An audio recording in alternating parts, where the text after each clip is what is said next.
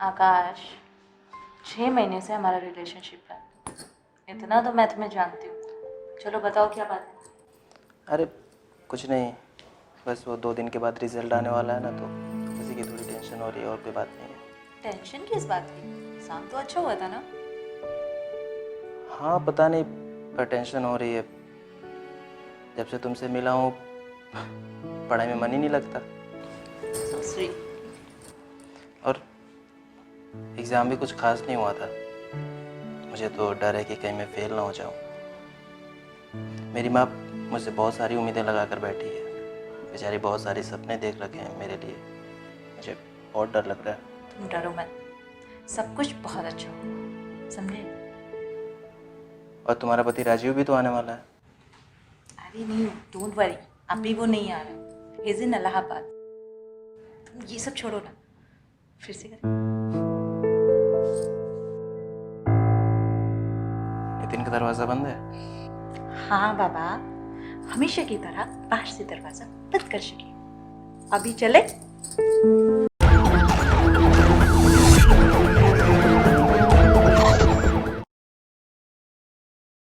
चाहते हैं एक बहुत ही खूबसूरत एहसास। हर इंसान की अपनी अपनी चाहतें होती हैं, लेकिन जिस तरह हर सिक्के के 2 पहलू होते हैं, उसी तरह चाहतों के भी 2 पहलू हैं। एक जो बहुत ही खूबसूरत और खुशनुमा है, दूसरा जो बहुत ही खतरनाक है, जिसके गर्भ में पलता है अपराध। नमस्कार, मैं हूं इंस्पेक्टर विजय सिंह और आपका स्वागत करता हूं अपराध में। दोस्तों, इंसान के जीवन में सबसे जरूरी क्या है? पैसा, फैमिली, आराम, सेल्फ सेटिस्फैक्शन, ऐशो आराम?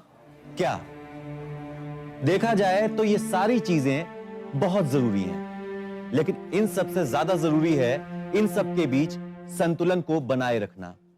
इसी तरह राजीव, अनीता और आकाश की भी अपनी अपनी ख्वाहिशें और अपनी अपनी चाहतें थीं, और उन्होंने इन चाहतों को पूरा भी किया, लेकिन किस कीमत पर? आइए देखते हैं।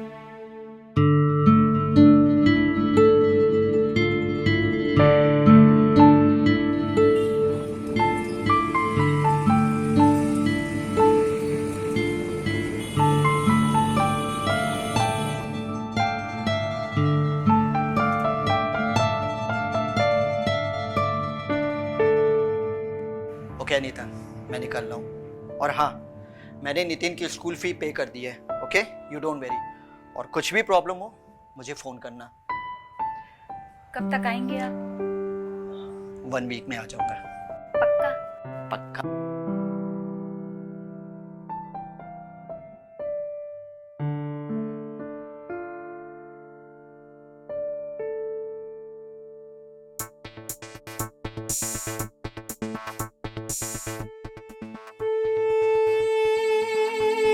मैं अनीता मल्होत्रा, एक अमीर पति की पत्नी। हाँ, अब मेरी यही पहचान है। एक औरत के लिए शादी सिर्फ एक समझौता है जो वो अपनी लाइफ से करती है। एक अच्छी और सिक्योर फैमिली लाइफ के लिए एक औरत अपनी मर्जी, अपने शौक, अपनी आज़ादी और अपनी इच्छाओं का गला घोंट देती है। मेरे पति सिर्फ पैसों को अहमियत देते हैं और ऐसा समझते हैं कि पैसे से सबको खुश रखा जा सकता है। पर कुछ खुशियाँ ऐसी भी होती हैं जो पैसे से नहीं खरीदी जा सकती। उनके लिए पति पत्नी का साथ होना ज़रूरी होता है, और अगर वो खुशियाँ किसी और से मिलती हैं, वो भी बिना किसी शर्त के, तो उन्हें पाने में बुरा ही क्या है। मैं Rajiv Malhotra lower middle class family में पैदा हुआ, मेहनत की और अपना एक मुकाम बनाया। पता है ज़िंदगी में सबसे ज़्यादा ज़रूरी क्या होता है? पैसा।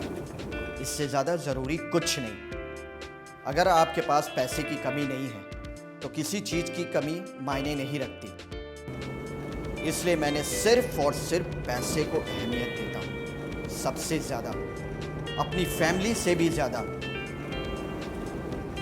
मैं अपनी फैमिली से दिनों तक दूर रहता हूँ, अपने बच्चे के साथ खेल नहीं पाता, वाइफ के साथ टाइम स्पेंड नहीं कर पाता।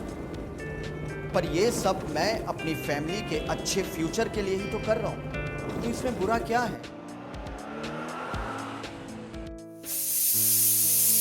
मैं Akash Kumar lower class family में पैदा हुआ, ढेर सारे सपने और उम्मीदों के साथ।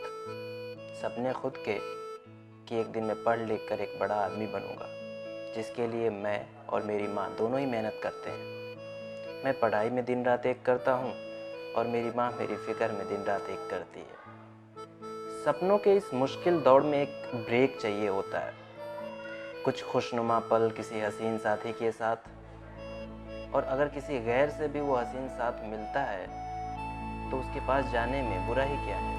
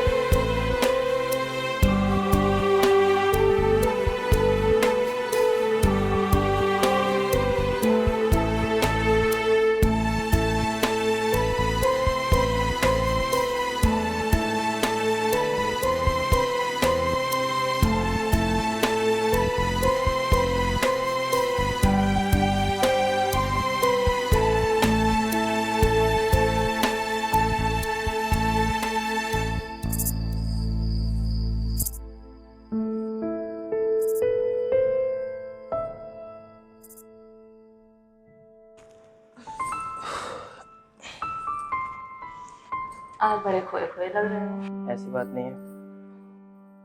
आकाश, 6 महीने से हमारा रिलेशनशिप है, इतना तो मैं तुम्हें जानती हूँ।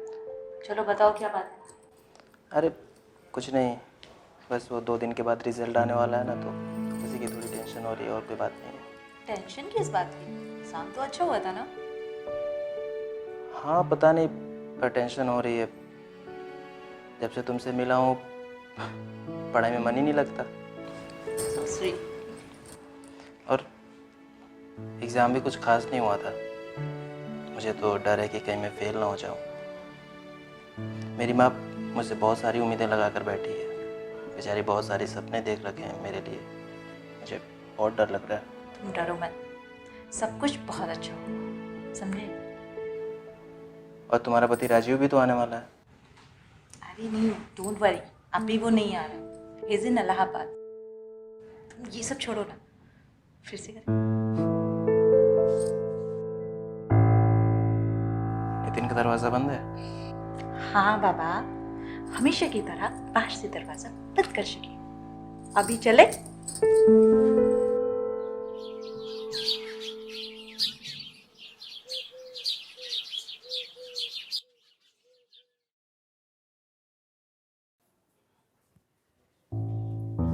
आकाश, आकाश बेटा, हाँ माँ।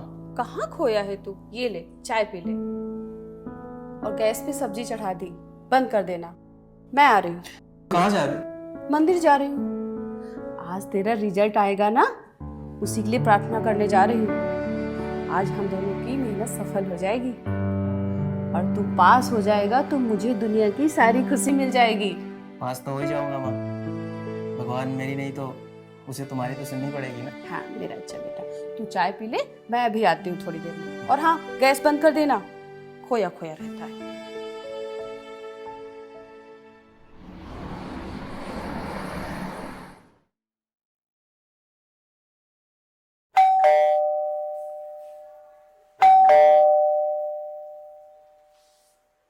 अरे आ गए आप? ओ अनीता, नितिन सो गया क्या? हाँ।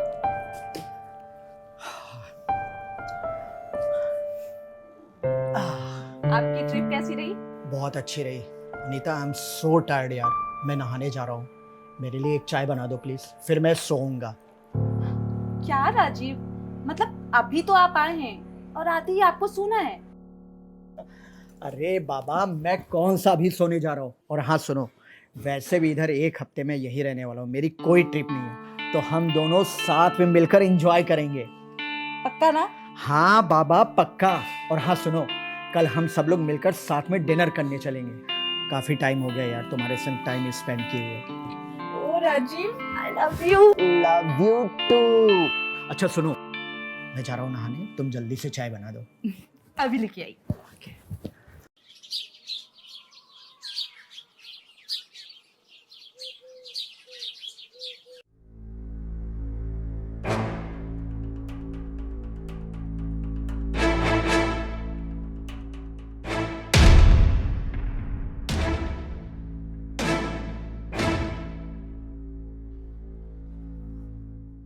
अरे अनीता, यार शाम के 7 बज चुके हैं यार।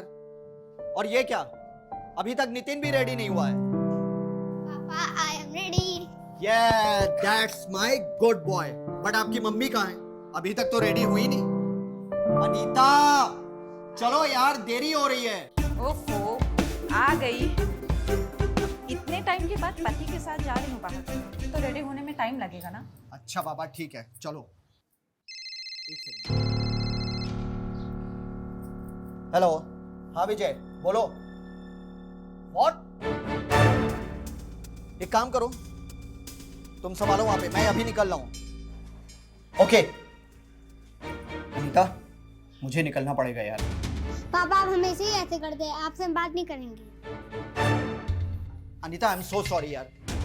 अगर मैं वहां नहीं गया तो एक बहुत बड़ी डील मेरे हाथ से निकल जाएगी, बहुत ज्यादा लॉस हो जाएगा।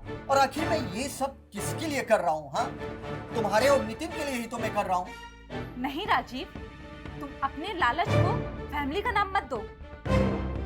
तुमने सोचा है कि नितिन को कैसा फील होता होगा जब वो अपने दोस्तों को उनके पापा के साथ में टाइम स्पेंड करते हुए देखता होगा? और मेरा क्या? मेरे लिए तुम्हारी कोई जिम्मेदारी नहीं बनती है? अनीता प्लीज समझने की कोशिश करो यार। किस चीज की कमी है तुम लोगों को? सारे ऐशो आराम मैंने तुम लोगों को दिए हैं। कमी है राजीव, तुम्हारी कमी है। तुम हर चीज पैसों से नहीं खरीद सकते।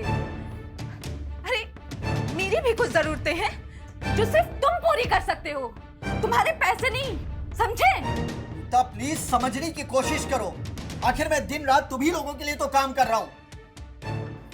बस राजीव बस, बहुत समझ चुकी हूँ मैं और बहुत समझा चुके आप। अब आप सिर्फ अपना काम कीजिए। अनीता, अनीता प्लीज यार, अनीता समझने की कोशिश करो।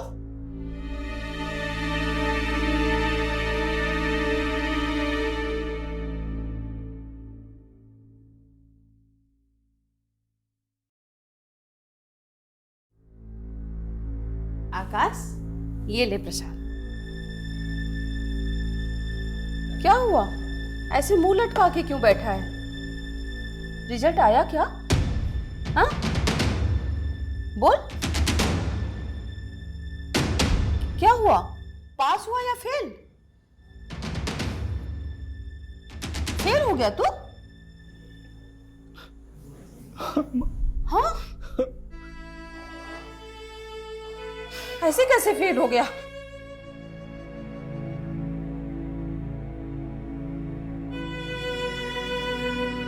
बेटा, तूने तो बोला था तेरा एग्जाम बहुत अच्छा हुआ है। हाँ, रात रात भर जाकर पढ़ाई की थी तूने, और तू बोल रहा है फेल हो गया। सॉरी माँ। सॉरी? पता है तुझे पढ़ाने में, तुझे कामयाब बनाने में मैंने कितनी मेहनत की है। दिन रात एक कर दिया है मैंने। कब से इंतजार था इस दिन का कि तू पास हो जाएगा और ऑफिसर बनेगा और हमारे बुरे दिनों का अंत होगा। पर तू फेल हो गया। कोई बात नहीं बेटा, तेरा कोई दोष नहीं है, हमारा तो नसीब ही खराब है। ऊपर वाले ने किस्मत में जब दुख लिखा है तो सुख कहां से मिलेगा?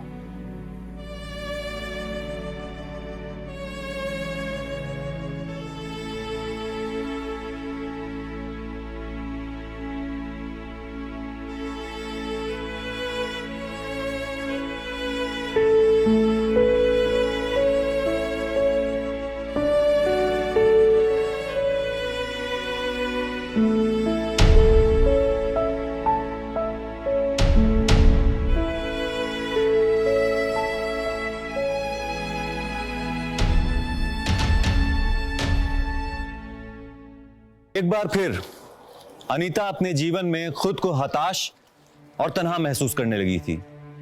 राजीव का इस तरह से अपनी फैमिली को इग्नोर करना अनीता को चुभ रहा था। दूसरी तरफ आकाश अपनी परीक्षा में फेल हो चुका था। उसके सपने टूटकर बिखर चुके थे और सबसे बड़ी बात यह कि वो अपनी मां से नजरें तक नहीं मिला पा रहा था। क्या आकाश अनीता से दूरी बना लेगा और क्या अनीता ये होने देगी?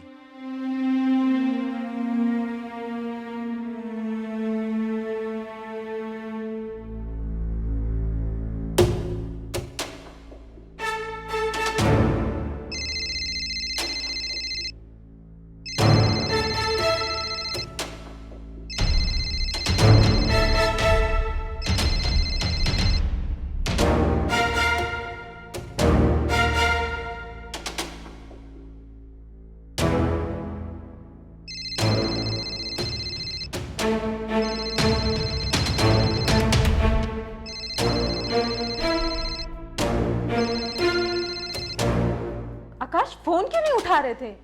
मैं कब से तुम्हें फोन लगा रही हूँ। मुझे बात नहीं करनी है। बात नहीं करनी? ऐसे कैसे बात नहीं करनी? मैंने बोला ना मुझे बात नहीं करनी है। एक बार में समझ में नहीं आता क्या तुम्हें? सॉरी आकाश, वो मैं थोड़ा टेंशन में थी इसलिए आई एम सॉरी। तुम कुछ डिस्टर्ब लग रहे हो। आकाश तुम ना एक काम करो, तुम ना अभी मेरे पास आ जाओ, मैं सब ठीक कर दूंगी। क्या ठीक कर दोगी तुम? क्या आता है तुम्हें बताओ सिवाय अपने हवस मिटाने के? आकाश तुम्हें पता भी है तुम क्या बोल रहे हो? हाँ मुझे सब पता है मैं क्या बोल रहा हूँ। तो तुम अगर नहीं आओगे ना तो मैं तुम्हारे घर आ जाऊंगी, वो भी चोरी चुपके नहीं, दरवाजे से। मुझे अब कोई फर्क नहीं पड़ता है, तो तुम समझाते रहना अपनी मम्मी को। मैं आता हूँ।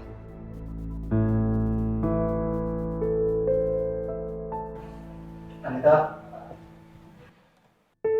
आकाश आई लव यू आकाश।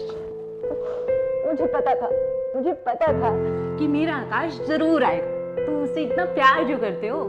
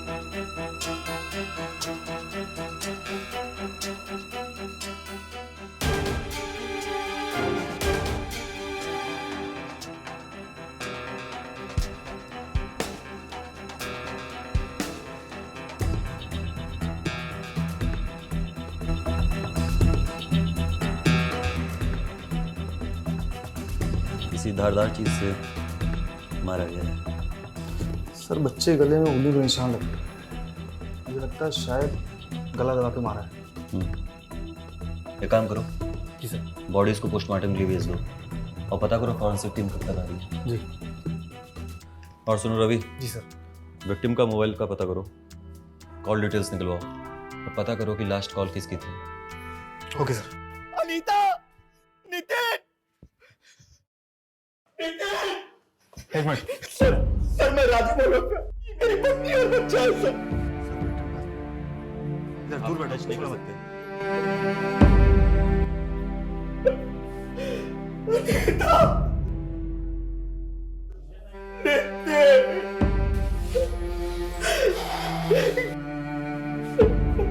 देखिए राजीव, हम आपका दुख समझ सकते हैं, लेकिन हमारी भी कुछ फॉर्मेलिटीज होती हैं जो हमें पूरी करनी पड़ेंगी।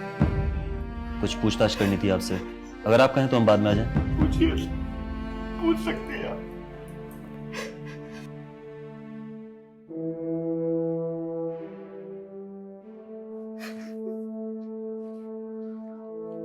राजीव जी क्या करते हैं आप? और जब ये हादसा हुआ तो आप कहाँ थे? सर मेरा इंपोर्ट एक्सपोर्ट का काम है और इसी सिलसिले में मेरे बाहर के टूर ज़्यादा लगते रहते हैं। मुझे क्या पता था कि मेरे जाने के बाद इस तरह का हादसा हो जाएगा। बाहर मतलब कहाँ, शहर से बाहर? Yes sir, Allahabad. किसी से कोई लड़ाई झगड़ा या?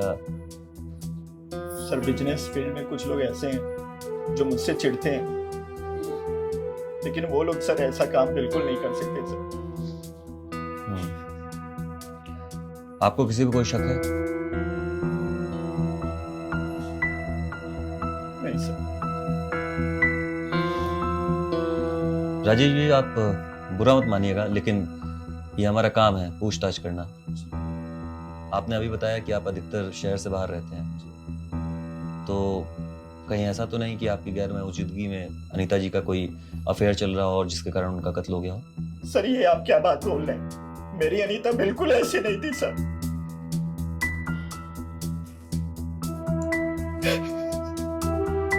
ठीक है, इस केस के संबंध में अगर कोई पूछताछ करनी पड़ी तो हम वापस आपको याद करेंगे। ठीक है सर।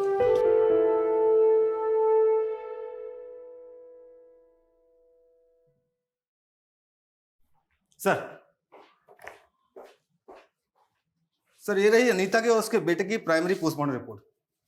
सर रिपोर्ट के हिसाब से अनीता का गला रेता गया है, किसी चाकू जैसे तेज हथियार से। बाकी डिटेल आने वाली है। सर ये अनीता के बेटे को गला दबाकर मारा गया है। कोई मर्डर वेपन मिला? सर अभी नहीं, लेकिन छानबीन जारी है। और फॉरेंसिक टीम की क्या रिपोर्ट है? सर फॉरेंसिक की अपडेट अभी तक नहीं आई, लेकिन अनीता के घर के सारे चाकू जैसे तेजदार हथियार को जब्त कर लिया गया और फॉरेंसिक को भेज दिया गया। सर अनीता का call record, sir call record में ज्यादा खास नहीं, लेकिन एक नंबर है जिससे अक्सर रात को अनीता बात करती थी। किसका? सर किसी आकाश नाम के लड़के का। आसपास मैंने पता किया, सब उसके बारे में अच्छा बता रहे हैं। अच्छा लड़का था, पढ़ाई लिखाई करता था और अपनी माँ के साथ रहता था। अगर ये आकाश इतना अच्छा लड़का है जो किसी से बात भी नहीं करता, तो ये अनीता से क्या बात करता होगा, वो भी खासकर रात को? एक काम करो रवि, जी सर। इस आकाश को उठाओ और ध्यान में रखना, हो सकता है कि मर्डर वेपन इसी के पास से मिले। Okay sir.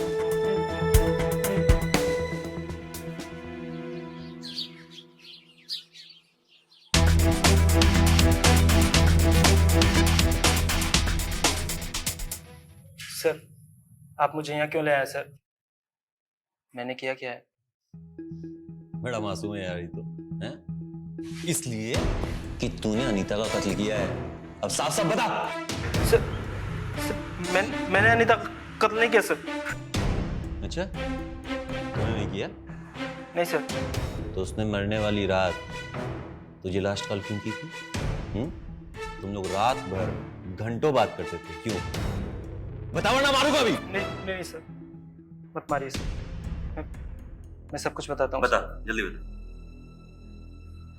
एक्चुअली सर मेरा और अनीता का सर अफेयर था सर, पिछले 6 महीनों से।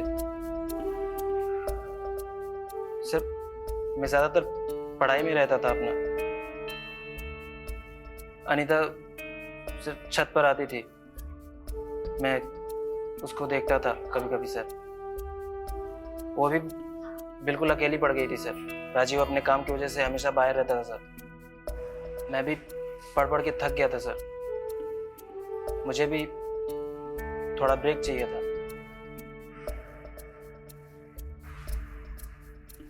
तो वही सर हम दोनों एक दूसरे के करीब आने लगे। हम एक दूसरे से मिलने लगे, फिर सर इंटीमेट होने लगे सर। और उसकी वजह से मेरी पढ़ाई बिल्कुल डिस्टर्ब हो गई सर। सर मैं हमेशा अनीता के बारे में ही सोचता रहता था, उसी के ख्यालों में खोया रहता था सर। सर मेरी माँ को मुझसे बहुत उम्मीद थी सर। मैं पढ़ लिख कर ऑफिसर बनूंगा, यूपीएससी एग्ज़ाम क्वालिफाई करूंगा सर। लेकिन सर मेरा यूपीएससी का एग्ज़ाम बिल्कुल ख़राब गया सर। और मुझे डर था कि मैं फेल हो जाऊंगा। जो डर था सर वही हुआ। सर मैं फेल हो गया सर। और उसी रात सर अनीता जिद करने लगी कि उसे अभी मिलना है। सर मैंने गुस्से में उसको मना किया, लेकिन वो मुझे धमकी देने लगी सर कि अगर मैं उससे मिलने नहीं आया तो वो मेरे घर आ जाएगी, और बोल रही थी कि तुम अपनी माँ को संभाल लेना। मुझे ब्लैकमेल करने लगी सर कि वो मेरे घर आ जाएगी। सर मैं डर गया सर कि इन सब के बारे में माँ को ना पता चल जाए, इसलिए सर मैं उस रात उससे मिलने चला गया। फिर मैं वहाँ से रात को आके और अपने घर पे सो गया सर। फिर सर सुबह उठा और देखा तो अनीता के घर में उसका कत्ल हो चुका था सर। मैं सच बोल रहा हूँ सर। मैंने अनीता का खून नहीं किया सर। तो सच बोल रहा है या झूठ, इसका पता तो हम लगा लेंगे, लेकिन जब तक हम ये पता ना लगा लें तू यही रहेगा, समझा?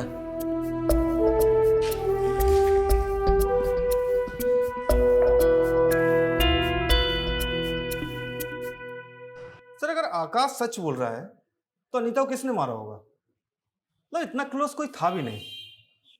सही कह रहे हो, लेकिन अगर इस आकाश की माने तो राजीव और अनीता का हमेशा झगड़ा होता था, वो भी इस बात पे कि राजीव अपनी फैमिली को टाइम नहीं देता, खास करके इस अनीता को। इसीलिए अनीता ने आकाश से अफेयर शुरू किया। हो सकता है कि राजीव ने अनीता और आकाश को एक साथ देख लिया हो और गुस्से में आकर अनीता का कत्ल कर दिया हो सकता है सर, किसी का भी खून खोलेगा। एक काम करो रवि, इस राजीव की कॉल डिटेल्स निकलवाओ, इसके हर जानने वाले से बात करो, इसकी पूरी कुंडली बनाओ, और हाँ ये भी पता करो कि ये वाकई में उस रात शहर में था या शहर से बाहर। जी सर, ओके।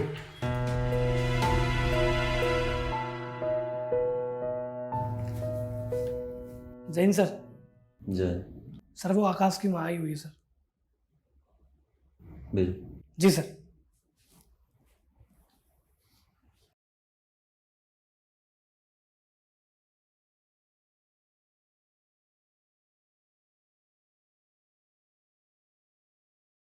बैठिए।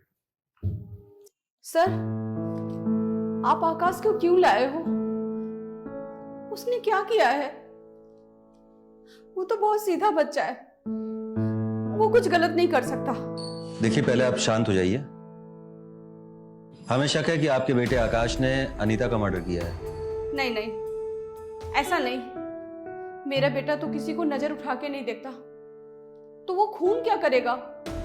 देखिए शायद आपको ये बात पता नहीं है कि आपके बेटे आकाश का और अनीता का पिछले 6 महीने से अफेयर चल रहा था, इसीलिए वो अपनी परीक्षाओं में भी फेल हो गया, और यहाँ तक कि मर्डर वाली रात भी वो अनीता से मिलने गया। ये आप क्या कह रहे हैं साहब? जी मेरा बेटा ऐसा नहीं है, वो किसी का खून नहीं कर सकता। आपको जरूर कोई गलतफहमी हुई है। मेरा आकाश ऐसा नहीं है। मुझे एक बार उससे मिल लेने दो। शाम मेरे बेटे से मुझे मिल लेने दो। देखिए अभी हमारी इंक्वायरी चल रही है, लेकिन इस बात का आपसे वादा है कि अगर आपके बेटे आकाश ने कुछ नहीं किया है तो उसको कुछ नहीं होगा। लेकिन अभी हमारी पूछताछ चल रही है, तो इस बीच कोई भी उससे मिल नहीं सकता। तो अभी आप प्लीज घर जाइए।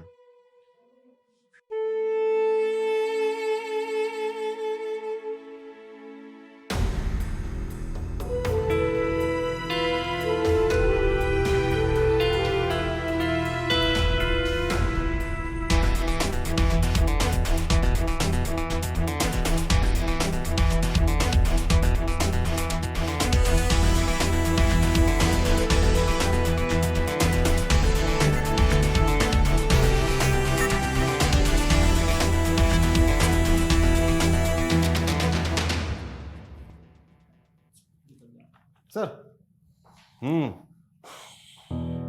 सर इस राजीव के बारे में मैंने पता किया।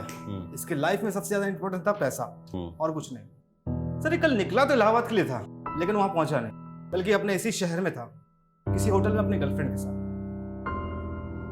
बहुत अच्छी बात है। इसका मतलब राजीव का भी अफेयर शुरू है। जी सर।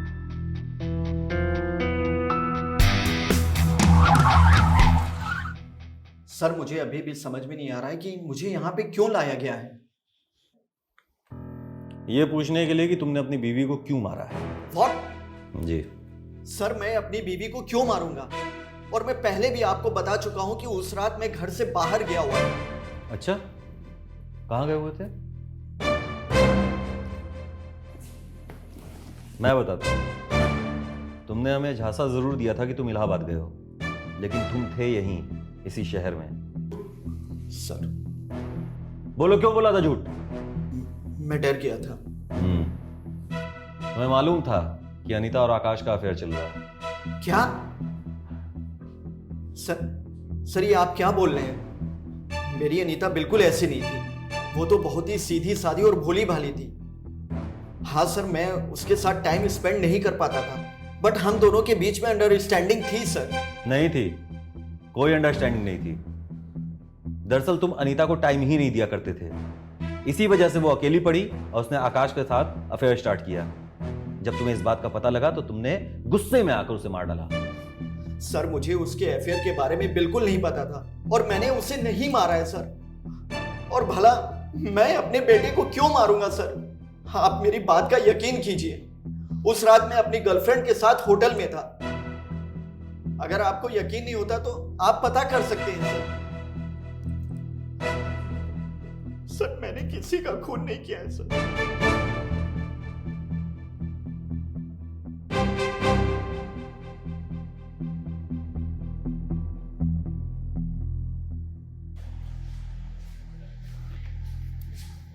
मैडम, मुझे अब मेरे आकाश से मिलना है। उसके लिए खाना लाई हूँ।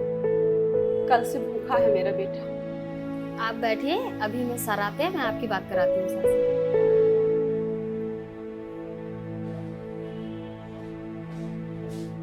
सर मुझे नहीं लगता इस राजीव ने खून किया होगा।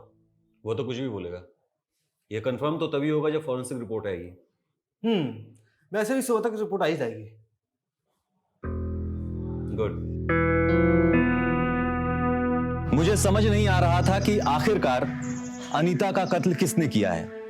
मोटिव राजीव और आकाश दोनों के पास थे, लेकिन इन दोनों में से किसी के खिलाफ मेरे पास कोई पुख्ता सबूत नहीं था। अब मुझे इंतजार था तो फॉरेंसिक रिपोर्ट का। ये देखता हूं क्या कर सकता हूं उसके लिए। हाँ, मैं कॉल करता हूं आपको। Sir forensic report. Sir report के हिसाब से खून लोहे के चाकू से हुआ है। इसके हिसाब से तो 90% चांसेस हैं कि उसी चाकू से कत्ल हुए हैं जो हमें आकाश के घर से मिला है। इसका मतलब खून आकाश ने किया है। चलो।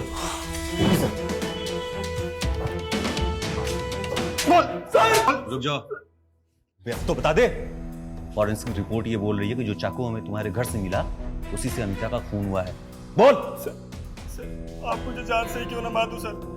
मैं यही कहूंगा सर, मैंने अनीता का खून नहीं किया सर।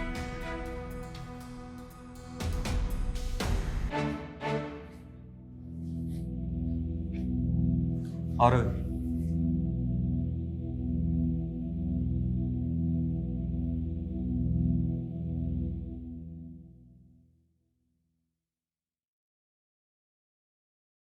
अगर ये आकाश ने खून नहीं किया है तो किसने किया होगा? मुझे तो लगता है ये आकाश झूठ बोल रहा है। मैडम, कब से बैठी हूँ मैं। आखिर क्यों नहीं मिलने दिया जा रहा है मेरे बेटे से? कल से भूखा है वो। खाना लाई हूँ उसके लिए। ये कौन चीख रहा है? सर वो आकाश की माँ आई है, खाना लेके मिलने के लिए बोल रही है। शांत करो। एक बात बताओ, आकाश की फैमिली में आकाश और आकाश की माँ ही है ना बस? हाँ सर। अंदर लेके आओ। जी सर।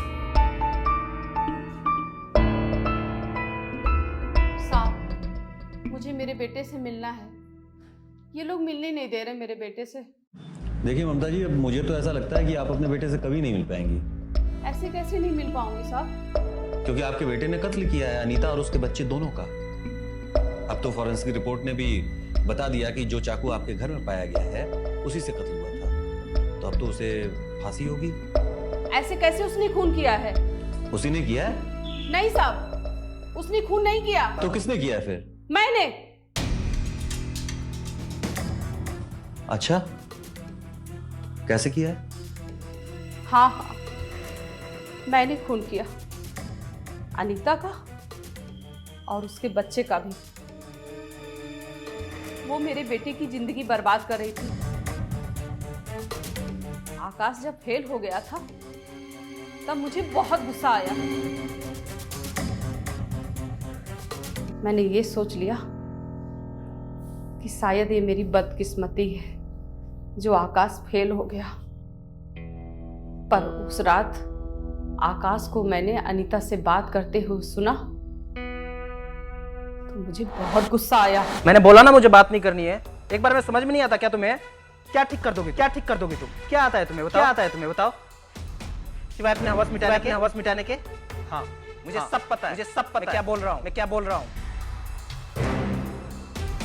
मैं आता हूँ, मैं आता हूँ।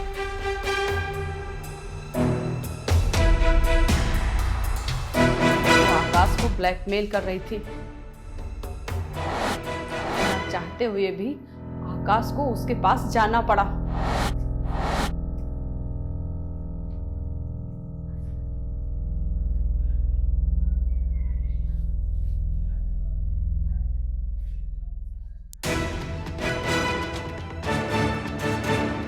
मुझे बहुत गुस्सा आया साहब। वो मेरे बेटे का करियर खराब कर रही थी और मैं अपने बेटे को बर्बाद होते नहीं देख सकती थी। इसीलिए मैंने उसे मारने का फैसला ले लिया। थोड़ी देर बाद जब आकाश वापस आया तो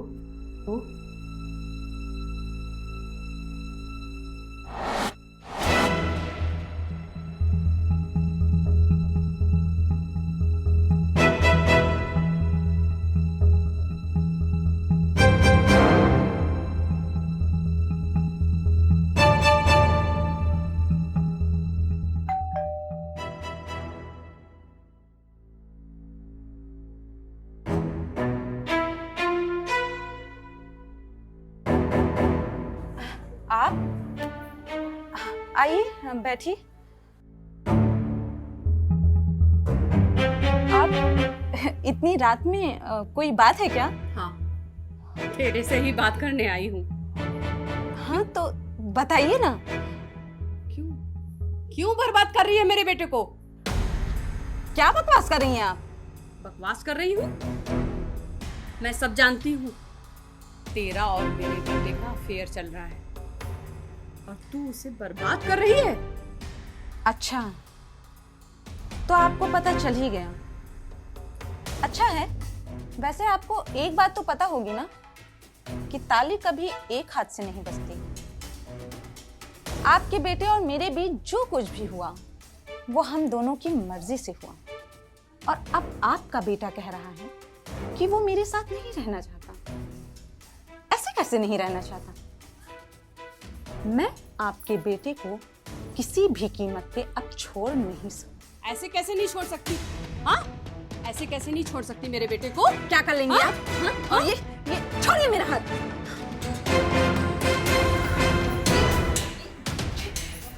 ये क्या कर रही हैं आप? तुझे मार कर ही अपने बेटे से पीछा छुड़ाऊंगी। तू मेरे बेटे को बर्बाद कर रही है।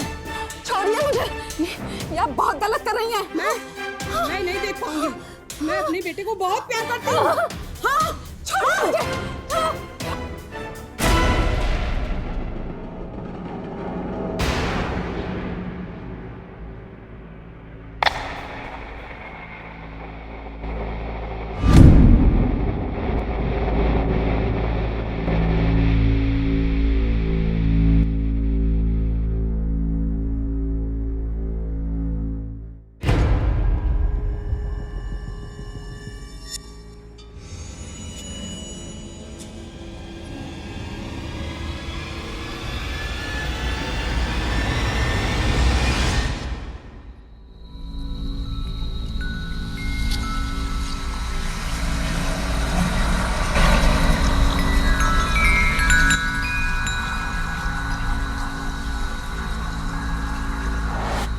मैंने जो भी किया अपने बेटे के लिए किया। अगर मैं उसे नहीं मारती तो वो मेरे बेटे की जिंदगी बर्बाद कर देती। मुझे नहीं लगता मैंने कुछ गलत किया साहब। शर्म आनी चाहिए तुम्हें। कैसी मां हो तुम जिसने ना सिर्फ एक औरत को बल्कि एक मासूम बच्चे को भी मार डाला। अब जिंदगी भर जेल में बैठना और सोचना कि तुमने क्या गलत किया है।